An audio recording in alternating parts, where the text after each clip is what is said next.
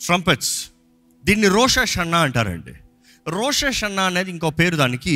Roche హషన్నా అనేది Hebrew word. ఎక్కడ మీరు ఒకసారి చెప్పండి రోష్ హషన్నా. రోష్ హషన్నా అనేటప్పుడు రోష్ మీన్స్ హెడ్, హషన్నా అనేటప్పుడు ఆఫ్ ది ఇయర్, అంటే నూతన సంవత్సరము, న్యూ ఇయర్ అని అర్థం.